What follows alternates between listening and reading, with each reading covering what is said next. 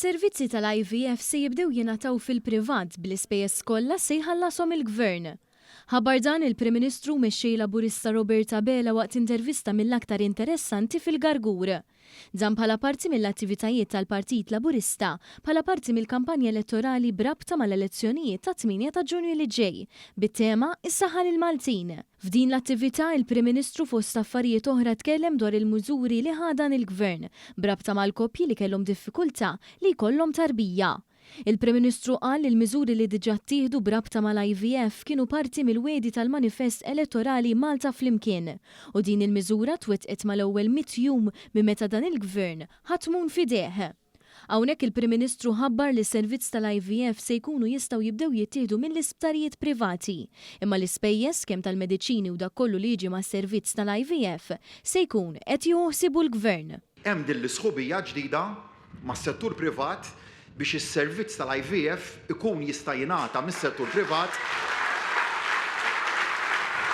Dik il-lista ta' stennija titqaċċat u sejra titqaċċat, naturalment l-ispiża kollha se jkun qiegħed iħallasha l-Gvern. Kollha. Dr. Bela tkellem ukoll dwar il-miżura tal-Equal Pay for Equal Work u spjega fid-dettall xi jfisser dan il-kunċett ta' din il-miżura u tenna li b'din il-miżura dan il-Gvern sema' il-karba tan-nies. Għall-ewwel darba f'dan il-pajjiż iva l-weda tal-Equal Pay for Equal Work issa se nittrasportawha wkoll għas-settur privat. Dik il-weda, dik ix-xewqa ta' tantu tant ħaddiema fis-settur privat li ilhom ikellmuna, indirizzawha, kunu Gvern Soċjalista illi jkollu l-kuraġġ li jimplementa. Iva smajna l-għajta tagħkom, smajna l-karba tagħkom u sodisfatt illi dik il-weda se nkunu qegħdin nimplementawha wkoll. F'din l-intervista l-Prim Ministru tkellem dwar il-messaġġ perikolus li qed jgħaddi l-kap tal-Oppożizzjoni u hawn u għamel dan il-messaġġ favur il-kalma.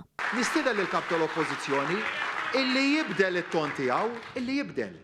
Il-poplu qed juri b'mod ċar xi jrid.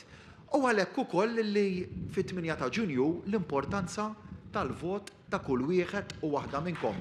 Illi l-poplu fl-elezzjoni tal-Kunsilli Lokali, fl-elezzjonijiet tal-Parlament Ewropew jibgħat messaġġ b'saħħtu lil dawk kollha li qed jippruvaw idaħħlu l-mibeda fost dan il-poplu, illi l-poplu dik l-istil ta' politika texieren ta' snin ilu ma jridix iżjed.